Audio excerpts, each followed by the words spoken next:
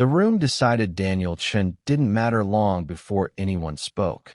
Not with words, but with glances that lingered too long, with pauses that felt deliberate, with the quiet agreement that something about him didn't belong. And before this moment makes sense, remember this. Stories like this are why people watch against all odds stories. Because by the end of this night, the people staring, whispering, and looking away will wish they'd paid closer attention. Daniel felt it the instant he crossed the threshold. Soft jazz filled the air. Candlelight reflected off crystal glasses. Every detail was designed to make people feel important. Everyone except him. The hostess looked up, then down. Her eyes stopped on the wheelchair for just half a second longer than necessary. That was when Daniel understood this wasn't about dinner. It was about judgment, about who belonged and who didn't. And judgment was something he'd learned to recognize long before tonight. Daniel Chun hadn't always been invisible. Before the accident, people noticed him immediately, not because he was loud or flashy, but because he carried himself with certainty. When he entered a room, conversations adjusted. People asked his opinion. They listened. They remembered his name. Power does that. He'd built his first restaurant at 28.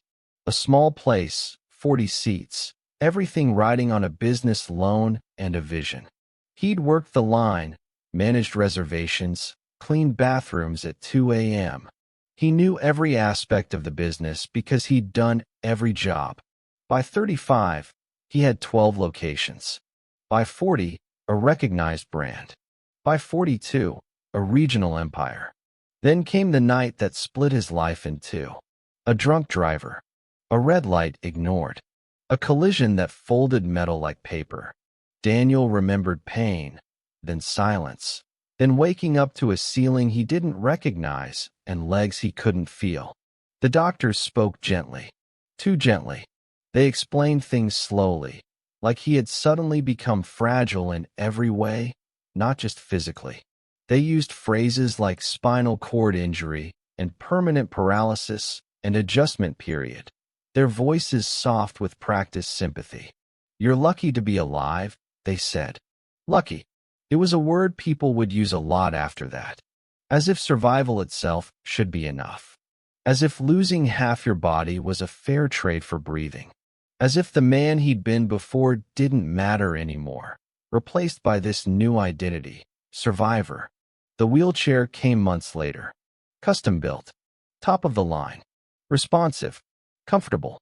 And with it, a transformation no one warned him about. People stopped seeing him. They saw the chair first. Always the chair. Meetings changed tone. Conversations shortened. Business partners suddenly needed to think things over on deals that had been handshake closed before the accident. Strangers spoke louder, slower, as if volume could replace intelligence or enunciation could compensate for brain damage he didn't have. Some overcompensated with forced kindness, treating him like a charity case instead of a person. Others didn't bother hiding their discomfort, their eyes sliding away like oil on water. Daniel noticed patterns. Doors that once opened now stayed closed. Eye contact shortened. Authority softened. People who used to address him directly now spoke to whoever stood beside his wheelchair, as if he was a child who needed translation. Not overnight. Gradually. Subtly. Enough that people could deny it if confronted. Enough that he sometimes questioned whether he was imagining it. But he wasn't. The worst part wasn't cruelty. It was dismissal. Being talked around. Talked over. Talked about while sitting right there, like he was furniture with feelings that didn't matter. At a shareholder meeting 6 months after the accident, a board member had literally patted him on the head. Like a dog. While discussing quarterly projections, Daniel had frozen, uncertain whether addressing it would make him seem oversensitive or letting it go would invite more. He'd said nothing. That silence had cost him sleep for weeks. Daniel adapted. He always did. He learned which battles were worth fighting and which ones drained energy without changing outcomes. He learned to document everything, to bring witnesses, to work twice as hard to receive half the credit. He learned the exhausting mathematics of being underestimated. But what he never lost was clarity. He understood power, and he understood something else too. Power reveals itself most clearly when it believes it's unobserved.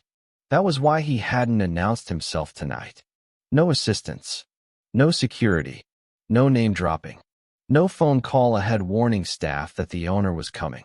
Just a man in a wheelchair, rolling into one of his own restaurants, trusting the system he'd built, trusting the values written in training manuals and mission statements, trusting the culture he'd poured years into creating. He wanted to see if they meant anything. If the words on the company website, dignity for all, inclusive excellence, respect without exception, translated into action when no one was watching, when there was no boss to impress, no audit to pass. So far, the answer was forming, and it was breaking his heart. Is there an issue here? The voice cut cleanly through the space. Daniel turned. Gregory Vance stood beside the hostess stand like it belonged to him, which, in a way, it did. He had the posture of someone accustomed to authority. Broad shoulders, perfectly pressed suit, charcoal gray with subtle pinstripes. A smile engineered to disarm rather than welcome. Hair graying at the temples in a way that suggested distinguished rather than old. He looked like Central Casting's version of a successful manager. The hostess exhaled in relief. No reservation, she said quickly, voice pitching slightly higher. And we're fully booked. Gregory's eyes moved to Daniel. They didn't linger long. That was the tell. When people looked at you, really looked, they held your gaze. They registered you as a full person. But when they glanced and moved on, they'd already categorized you, already decided. Sir, Gregory said, voice smooth, professional, this is a fine dining establishment. The emphasis was subtle but unmistakable. Fine dining. As if Daniel had wandered in from a fast food joint, confused about where he was. Daniel met his gaze. Yes, I'm aware. Gregory tilted his head slightly, as if reconsidering something already decided. Like a chess player who'd already planned 3 moves ahead, but was graciously allowing his opponent to see the inevitable. Our guests expect a certain experience, he continued, and our layout is limited. Daniel glanced around. Wide aisles, spacious seating, accessibility ramps disguised as design features, tables positioned with generous clearance. He'd designed this space himself, working with architects who specialized in universal design. Every detail intentional, every measurement calculated. Limited how? Daniel asked. Gregory's smile thinned. We do our best, but not every environment is suitable for everyone. There it was. Not exclusion. Justification. The verbal sleight of hand that made discrimination sound reasonable. Practical. Almost considerate. Daniel had heard variations of this speech before. At theaters. At hotels. At venues that claimed accessibility while practicing segregation. The words changed, but the message stayed the same. You don't belong here. Daniel nodded slowly. So you're refusing service. Gregory's jaw tightened. A muscle jumped near his temple. I'm exercising discretion. Around them, the room listened. No one spoke, but phones had appeared. Half hidden, angled carefully. Recording. This was the social media age. Moments like these lived forever. Discretion sounded reasonable. Responsible, even. It gave people cover. It let them feel moral while doing something ugly. It transformed bigotry into business acumen. Daniel reached into his jacket. Gregory's shoulders stiffened. His hand moved slightly, as if preparing to signal security. But Daniel only pulled out his phone. In that case, Daniel said evenly, I'll contact corporate. The word changed everything. Gregory's smile vanished. His face hardened, the professional mask slipping to reveal something colder underneath. Don't threaten my staff, he snapped. I'm not threatening anyone, Daniel replied. I'm documenting. It was the truth. His phone's camera was already recording. Audio and video. Time-stamped. Cloud-backed. Gregory leaned closer, lowering his voice to a harsh whisper that somehow carried through the entire room. People come here to forget their problems, not be confronted with them. Daniel absorbed the sentence, turned it over, understood it completely. He wasn't a person to Gregory. He was a problem, an inconvenience, a disruption to the carefully maintained fantasy of perfection. Then nodded once. Thank you for clarifying. Gregory straightened and raised his voice, projecting now to the entire restaurant. Security. The word hung in the air like a verdict. The security guard approached reluctantly. Daniel saw it immediately. The hesitation, the calculation. A man weighing conscience against paycheck. Probably in his late 50s. Soft around the middle. Wedding ring worn smooth. The kind of man who needed this job. Sir, the guard said quietly, let's step outside. His voice was apologetic. Almost kind. Which somehow made it worse. Daniel looked up at him. Do you think this is right? The guard didn't answer. He didn't need to. His eyes said everything. They said, no, this isn't right. But I have a mortgage. But I have responsibilities. But standing up means getting fired, and getting fired means my family suffers. Behind him, Gregory folded his arms. The hostess stared at the floor, face flushed. Diners pretended to be engrossed in their meals, even as phones subtly rose to record. The entire restaurant had become an audience. And like all audiences, they were choosing sides through inaction. Silence filled the space. Not empty silence. Complicit silence. The kind of silence that allowed atrocities. That let injustice flourish. That transformed ordinary people into participants through their refusal to object. Daniel had read about this phenomenon. The bystander effect. Diffusion of responsibility. Everyone assuming someone else would intervene, so no one did. Hands closed around the wheelchair handles. Too tight. The guard's grip was firm. Unnecessarily firm. The kind of grip that said, I'm following orders. I'm doing my job. Don't make this harder. The chair jerked backward. A woman gasped. Someone laughed nervously. A glass clinked against a table as someone set it down too quickly. The wheels caught slightly on the carpet. The guard pulled harder. Daniel's hands gripped the armrests. Not resisting, just bracing. Maintaining what dignity he could while being forcibly removed from a restaurant he owned. Careful, Gregory said lightly, loud enough for everyone to hear. You're causing a scene. The words were precisely chosen, making Daniel the problem, the disruptor, the one who refused to leave quietly, as if his presence itself was violence.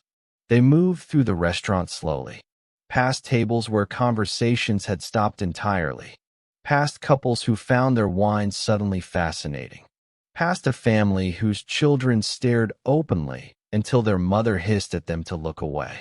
One older woman met Daniel's eyes. For a moment, he thought she might say something. Her mouth opened slightly. Then her husband touched her hand, and she looked down. The moment passed. Rain hit Daniel's face as the doors opened. Cold, sharp, immediate. The temperature drop was shocking. Inside had been warm, controlled, perfect. Outside was February in the city. Wet, harsh, real. They pushed him just far enough under the awning to claim decency, then let go. The guard stepped back, creating distance, creating deniability. I'm sorry, he muttered, without meeting Daniel's eyes. I've got kids. As if that explained everything. As if family obligations erased personal responsibility. As if following orders had never been used to justify anything terrible. Then he turned and went back inside. The doors closed with a soft pneumatic hiss. Warmth. Music. Laughter. Gone. Daniel sat alone, rain soaking into his jacket despite the awning. Wind drove water sideways, misting his face, dampening his hair. His hands clenched so tightly his knuckles burned white. Across the glass, Gregory was already smiling again, already returning to normal, already greeting a new party as if nothing had happened, as if a human being hadn't just been discarded like trash. The restaurant continued. Business as usual. That was the part that hurt the most. Not the removal, not the rain, not even the humiliation, but how quickly the room forgot he'd ever been there. How easily people returned to their meals. How seamlessly the world moved on, as if he'd never mattered at all. Daniel stayed under the awning long after the rain soaked through his jacket. Not because he couldn't leave, because he needed to feel it. Humiliation had a temperature, a weight, a way of settling into the body that lingered long after the moment passed. Daniel had learned that pretending it didn't hurt only let it rot quietly, festering in the spaces between thoughts until it poisoned everything. Better to feel it, name it, understand it, then decide what to do with it. Cars pulled in and out of the lot. Valets laughed, sharing some joke, their voices carrying across the wet pavement. Guests stepped carefully around puddles, heels clicking, doors opening, warmth spilling out temporarily before being sealed away again. They glanced at him only long enough to reassure themselves they weren't him. There but for the grace of God, their faces said. One man slowed, hesitated. Daniel saw him register the situation, saw the wheels turning, saw empathy flash across his features. Then the man's date called to him, and he walked past. A woman met Daniel's eyes for half a second, then looked away, cheeks flushing, not with shame for what had happened, but relief. Relief that she wasn't involved. Relief that this wasn't her problem. Relief that she could walk away with her evening intact. That was the real damage. Not the cruelty of Gregory Vance, but the permission everyone else gave him. The silent agreement that what he did was acceptable. Maybe not right, but acceptable. Within the bounds. Understandable. Every person who looked away was a vote. Every continued meal was approval. Every quiet departure was complicity. Daniel rolled himself to his car slowly, methodically. Each push of the wheels grounded him, gave him back control. His arms burned with effort. The chair was designed for smooth indoor surfaces, less ideal for wet pavement. But he needed the struggle, needed to feel his own strength, needed to remember he wasn't helpless, just wronged. Inside the car, silence wrapped around him. The rain drummed against the roof, steady and indifferent. Water streamed down the windows, distorting the restaurant's lights into abstract shapes. Only then did his hands start to shake. Not from weakness, from restraint, from holding back the rage that wanted to explode, from containing the hurt that wanted to break him, from suppressing the part of him that wanted to roll back in there and make them see, make them understand, make them feel what they'd done. But that wasn't how you changed things. Rage felt good. Rage felt justified. But rage didn't build systems that worked. He thought about the security guard's words. I've got kids. As if survival excused obedience. As if cruelty was acceptable as long as it paid your bills. As if moral compromise was just part of being an adult. Daniel had heard that logic before. From people who knew better but chose comfort. From people who built careers on looking the other way. From people who told themselves they were good while doing nothing. He reached for his phone. Not immediately. He waited until the shaking stopped. Until his breathing steadied. Until his mind cleared from reaction into strategy. Then he made the call. Sarah Martinez answered on the first ring. Daniel. Her voice was calm, but he knew her well enough to hear the tension beneath it. The slight uptick at the end of his name. The alertness of someone who'd been expecting something wrong. They removed me, Daniel said. Physically. Silence. Not confused silence. Processing silence. Sarah's mind worked like a legal calculator, already running scenarios, assessing damage, planning responses. Then, public. Yes. Recorded. Multiple angles. Another pause. This one heavier. He heard her exhale slowly through her nose. Heard the faint click of her putting down whatever she'd been holding. Send me everything, Sarah said. Location, time, names if you have them.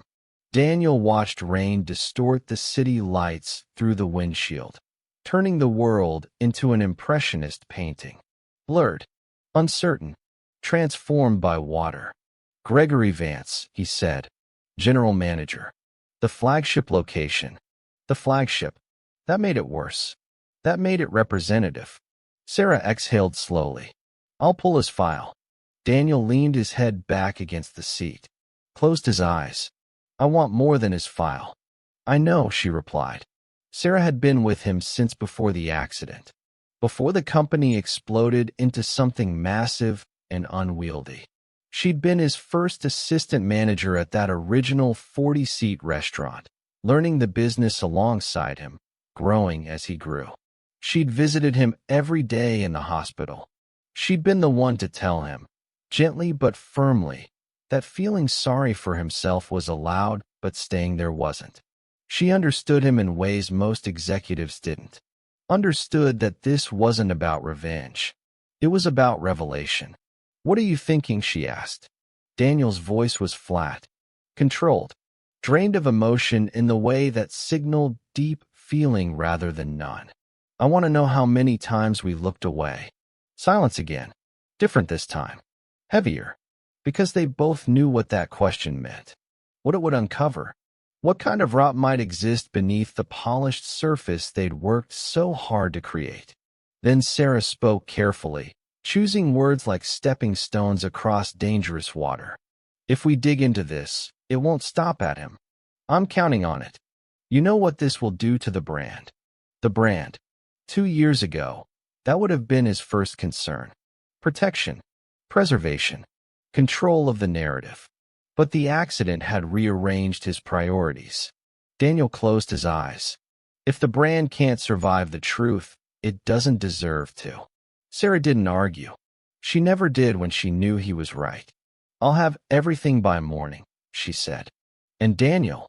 Yes. I'm sorry. Daniel ended the call without responding. Not because he didn't appreciate it, but because apologies didn't fix systems. They soothed feelings while leaving structures intact. And he was done with soothing.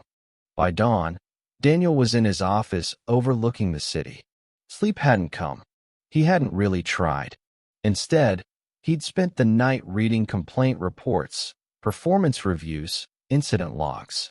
Patterns emerging like constellations from scattered stars. The wheelchair fit beneath the conference table perfectly. Custom designed. Paid for without a second thought. Accessibility was easy when you cared. When you had resources. When you were the one making decisions. Sarah stood across from him, sleeves rolled up, hair pulled back in a messy bun. Eyes sharp with anger she hadn't yet released. She'd been up all night too. Coffee stains marked her shirt. Papers spread across the table like evidence at a crime scene. Gregory Vance has been with us 6 years, she said, tapping her tablet. Promoted twice. Never missed a performance target. Customer satisfaction ratings consistently above 90%. Daniel nodded. And complaints. Sarah hesitated. That hesitation told him everything before she spoke. 7 formal ones filed with HR, she said carefully. 12 more informal reports flagged through the anonymous feedback system and dismissed during review. Dismissed. Daniel tasted the word. Let it sit on his tongue like poison. By who? He asked, though he suspected he knew. Sarah turned the screen toward him. A familiar name. James Harding. Regional Director. Trusted. Untouchable. 20-year veteran who'd helped build the company. They framed them as misunderstandings, Sarah said, voice tight. Customer sensitivity issues. Staff miscommunications. Cultural differences requiring additional training. Daniel scanned the complaints. Different people. Different incidents. Same pattern. An elderly woman with a walker told she should use the back entrance. A man with a service dog asked to sit somewhere less visible. A deaf couple passed over for reservations despite availability. A teenager with facial scarring seated in a corner despite requesting window seating. All explained away. All resolved with apologies that changed nothing. Daniel leaned back, feeling the weight of it settle on his shoulders. Patterns don't misunderstand, he said quietly. No, Sarah agreed. They get protected. Daniel studied the charts next. Profit margins, customer retention, award plaques. Gregory's location had won regional excellence 3 years running, which meant every warning sign had been forgiven. Every complaint dismissed as the price of success. Do you know what scares me most? Daniel asked, not looking up from the papers. Sarah shook her head. That this didn't start with him, Daniel said. He learned it somewhere. From someone. Probably from multiple someones. And we rewarded him for it. Sarah's jaw tightened. She pulled up another file. Training records. Diversity modules completed. Accessibility certifications earned. All the boxes checked. All the right answers given. None of it meaning anything. We built a system that rewards results, she said, voice hollow. And we told ourselves values would follow. Daniel looked out at the city waking up below. Lights flickering on in office buildings. Early risers heading to work. The world turning as it always did, indifferent to individual suffering. Values don't follow power, he said. They resist it. Sarah didn't respond. She was thinking the same thing he was. They'd built something broken, and now they had to decide whether to protect it or fix it. Gregory Vance read the email 3 times.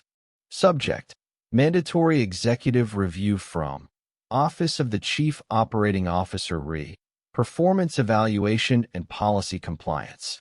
Your presence is required at corporate headquarters tomorrow at 9 a.m. for an executive review. This meeting is mandatory and supersedes all other obligations. No explanation. No agenda. No option to decline. Gregory scoffed, leaning back in his chair. The leather creaked softly. His office was small but well-appointed. Awards on the walls. Photos with local politicians. A framed article from a food magazine praising his commitment to excellence. Probably PR damage control, he thought. A forced apology. A box to check. Some corporate suit who'd seen the video and needed to document that action was taken. He'd handled worse. 3 years ago, a customer had complained about wait times and threatened to sue. Gregory had smoothed it over with a free meal and a gift card. Case closed. 2 years ago, a server had filed a hostile workplace complaint. HR had mediated. She'd accepted a small settlement. Problem solved. This would be the same. Apologize. Promise retraining. Move on. Still, something bothered him. The sender wasn't HR. It was the office of the COO. That was unusual. COOs didn't typically involve themselves in local management disputes. They had bigger concerns. Strategy. Expansion. Board relations. Gregory straightened, smoothing his tie. He pulled up the corporate directory, looking for information about who he'd be meeting with. The COO's office had several senior executives. Probably one of the VPs would handle it. He told himself it was routine. He told himself he was valuable. He told himself the restaurant's numbers spoke for themselves. He told himself, without realizing it, that the man in the wheelchair hadn't mattered. Couldn't have mattered. Because if he did, Gregory pushed the thought away. Opened his calendar.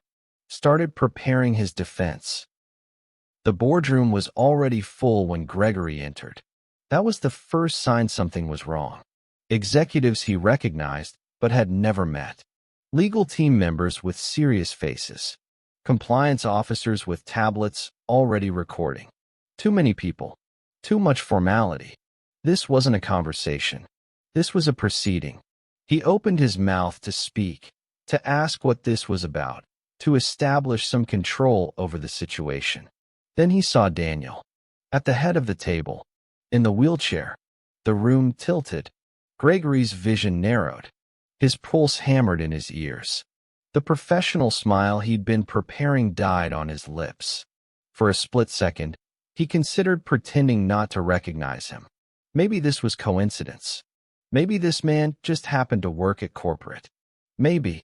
But the recognition was mutual, immediate, devastating. Daniel didn't smile. He didn't glare. He simply looked at Gregory the way one looks at a solved equation. With understanding. With clarity. With the calm certainty of someone who'd already reached a conclusion. "Sit," Daniel said. Not loudly. Not harshly.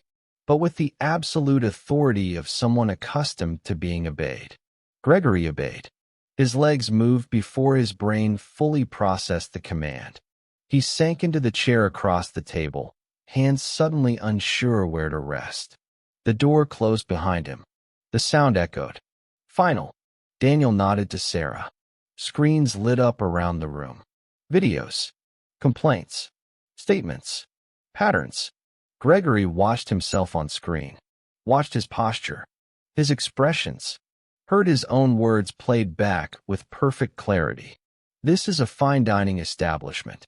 Not every environment is suitable for everyone. People come here to forget their problems, not be confronted with them. Each sentence landed like a blow. Stripped of context. Stripped of justification. Stripped of everything except their naked meaning. Gregory felt something unfamiliar rise in his chest. Fear. Real fear. Not the manageable anxiety of quarterly reviews or customer complaints, but the deep, primal fear of powerlessness, of being judged by someone you'd dismissed, of consequences you'd never considered. "I didn't know who you were," Gregory said weakly, the words escaping before he could stop them. Silence filled the room. Daniel leaned forward slightly. "Say it again." Gregory swallowed. His throat was dry.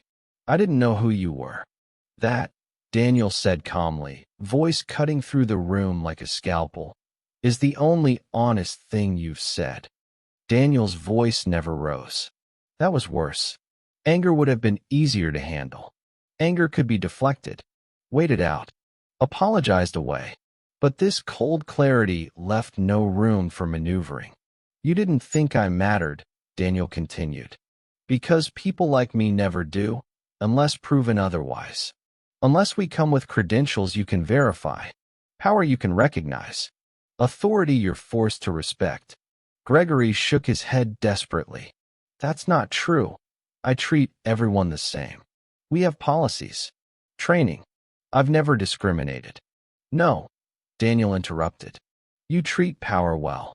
You treat everyone else with the minimum courtesy required to avoid liability." The words landed heavy. True. Gregory wanted to argue, but the evidence surrounded him. Videos. Complaints. Patterns stretching back years. "You passed every audit," Daniel said. "Because audits look for compliance, not character. They measure what can be quantified, not what actually matters." Daniel glanced around the room. At Sarah. At legal. At compliance. Back to Gregory. "Effective immediately," he said. "Gregory Vance is terminated for cause." The words seemed to echo. Gregory stood abruptly, chair scraping. "You can't." Security appeared. Not the guard from last night. Two different officers. Professional. Courteous. Utterly implacable. Not rough, but absolutely certain. Gregory's voice cracked as they approached. "I built that place. That restaurant was failing when I took over. I turned it around. The numbers don't lie." Daniel didn't look away. Didn't flinch. "You built it," he said quietly, "by deciding who deserved dignity. By drawing lines between worthy and unworthy. By creating a space where some people were welcome and others were tolerated. And you're right, the numbers don't lie. They just don't tell the whole truth." The security officers touched Gregory's elbows. Gentle but firm. "This is wrong," Gregory said, voice breaking. "This is one mistake." One incident. Sarah spoke for the first time. 19, she said. 19 documented incidents over 6 years. This was just the first time the victim had power. The door opened. Gregory was let out. His protests fading. The door closed. The room exhaled collectively. The fallout was immediate. The video went viral within hours. Not because it was shocking, similar incidents happened every day, but because the resolution was. Daniel didn't hide, didn't deflect, didn't hire PR firms to spin the narrative. He released a statement himself. No filter, no corporate speak. To our customers. Last night, I was removed from one of my own restaurants because the staff deemed me unfit to dine there. Not because I was disruptive, not because I was inappropriate, but because my wheelchair made someone uncomfortable. This is not an isolated incident. It is a symptom of a culture I failed to prevent. I built a company that valued performance over people, that measured success in profits rather than principles, that talked about inclusion while practicing exclusion. I wasn't humiliated because I was disabled. I was humiliated because no one stopped it, because systems we created allowed it, because people we promoted perpetuated it. I take responsibility for that failure. We are temporarily closing all locations for 1 week. Not for appearances, for action. Every manager will undergo comprehensive retraining, not checkbox compliance, but genuine accountability training. Every policy will be reviewed by accessibility advocates and people with lived experience. Every complaint previously dismissed will be reopened and investigated properly. Some of you will stop dining with us because of this. I understand. But if you believe dignity should depend on who's watching, we were never serving the same values anyway. Daniel Chun, founder and CEO. The statement spread faster than the original video. News outlets picked it up. Disability advocates shared it. Business journals analyzed it. Reservations dipped initially, then surged. People didn't want perfection. They wanted accountability.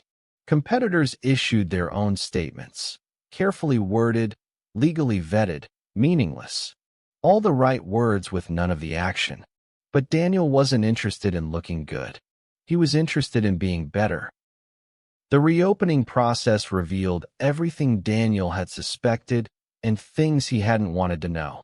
Regional Director James Harding resigned before the investigation concluded, sent a brief email citing personal reasons and pursuit of other opportunities. No admission, no apology, just departure. 3 other managers were terminated. 7 more were placed on performance improvement plans with strict oversight. The compliance department, which had dismissed 19 complaints, was restructured entirely.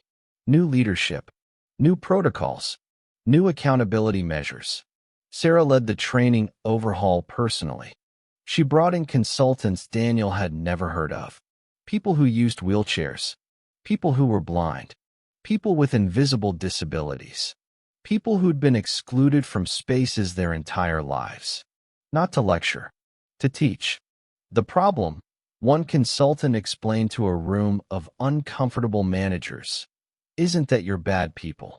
It's that you've been taught to see accessibility as accommodation rather than design, as special treatment rather than basic respect. Daniel watched from the back of the room, watched his managers struggle with discomfort, watched them realize how little they actually knew, watched them begin, slowly, imperfectly, to understand. The new policies were comprehensive. Mandatory disability awareness training. Not online modules you could click through, but in-person sessions with real scenarios and real consequences. Accessibility audits conducted by disabled consultants, not architects reading code books. Complaint review processes that actually protected complainants rather than reputation. Performance metrics that included inclusion measurements alongside profit margins. And the hardest change, removing the discretion that had allowed discrimination to hide behind professionalism. No more exercising judgment about who fit the atmosphere. No more preserving the experience at someone else's expense. No more coded language that meant exclusion. Some managers quit. "This isn't what I signed up for," one said during his exit interview. Sarah had looked at him calmly. "Then you signed up for the wrong thing." The changes cost money, time, momentum. Wall Street analysts questioned the strategy. Chun is letting emotion override business sense, one wrote. A business podcast devoted an entire episode to whether Daniel was too close to the issue. His board called an emergency meeting. Daniel rolled into that boardroom knowing what was coming. "The numbers are down," the chairman said carefully. "Temporarily, we understand, but shareholders are nervous." "Let them be nervous," Daniel replied. "Daniel, we built something broken," he interrupted. "And I'm not interested in protecting broken things just because they're profitable. This isn't sustainable. Neither was what we were doing before." Silence. Then one board member, the youngest, a woman who joined only last year, spoke up. "I disagree with the chairman," she said. "I think this is exactly sustainable. I think this is the only thing that is." She pulled up her tablet. "Applications to work for us are up 40%. Customer loyalty among our actual demographic, people under 40, is at an all-time high. We're getting press coverage that money can't buy. And we're building brand equity that will outlast any quarterly dip." She looked at Daniel. "What we're losing are customers who were always going to leave when we asked them to be decent human beings. What we're gaining are customers who will stay for decades." The chairman frowned. "That's speculation." "No," she said. "That's understanding who we want to be." The vote wasn't unanimous, but it passed. 3 months later, something shifted. The losses plateaued, then reversed. Not because Daniel backed down, but because people noticed. A food blogger wrote about feeling safe bringing her autistic son to one of the restaurants. The staff hadn't just tolerated him, they'd understood him. A veteran with PTSD posted about an experience where servers recognized his service dog without making a spectacle of it. A grandmother in a wheelchair wrote a review that went viral. "First time in 40 years I didn't have to ask for help or justify my presence. I was just welcome." The stories multiplied. Daniel read them in his office late at night, when the building was empty and the city lights blurred through windows. Each one felt like a small redemption. Not for what had happened to him. That still hurt, probably always would. But for what he might prevent from happening to others. Sarah knocked on his door frame one evening. "You should go home," she said. "So should you." She smiled. "I will when you do." Daniel looked at the screen. More reviews. More stories. More evidence that change was actually happening. "We're not done," he said. "I know. This is going to take years." "I know that too." Sarah sat across from him. Tired. Determined. Still here. "Remember when you asked what this would cost?" she said. Daniel nodded. "I think I know now," she continued. "It costs comfort. It costs certainty. It costs the illusion that we were already good enough. Was it worth it?" Sarah didn't hesitate. "Ask me again when you visit that restaurant." Daniel returned to the flagship restaurant 6 months later. No announcement. No cameras. No entourage. Just a man in a wheelchair rolling through the same doors that had once rejected him. The entrance was different now. Wider. Seamless. No separate access point. No quiet workaround. One entrance that worked for everyone. Inside, the hostess looked up. She was new. She met his eyes, stepped forward naturally, and smiled. "Welcome," she said. "Table for one." No hesitation. No calculation. Just welcome. As Daniel moved through the dining room, he noticed the changes, not loudly, not performatively, but intentionally. Tables spaced properly. Menus available without asking. Staff who adjusted without making it an event. A teenage girl sat nearby, her wheelchair nearly identical to his. She was laughing, unselfconscious. unburdened, entirely at ease. Daniel felt his chest tighten. That was the difference. Not the policy updates, not the retraining, not even the consequences, but the absence of fear, the quiet certainty that no one in this room had to justify their presence. Daniel finished his meal and prepared to leave. As he rolled toward the exit, the manager paused beside him. "Thank you," she said quietly, "for making this place better." Daniel nodded once. He didn't come back to prove a point. He came back to see if the system had changed. This time, it had. The system changed, at least in that room. But change doesn't announce itself everywhere at once.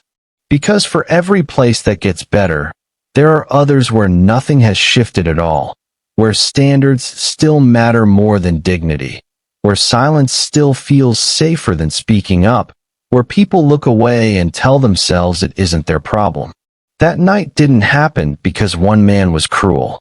It happened because a room allowed it. And rooms like that still exist. So here's the question that doesn't fade. If you had been sitting there that night, watching it happen, would you have spoken up? Or would you have looked away, convinced it wasn't your place? Drop your answer in the comments. Subscribe to Against All Odds Stories for more stories where the underestimated aren't just overlooked. They are pushed aside until the truth catches up. Because the real measure of change isn't policy. It's what people do when no one thinks they are being watched. Thank you for watching, and I'll see you on the next one.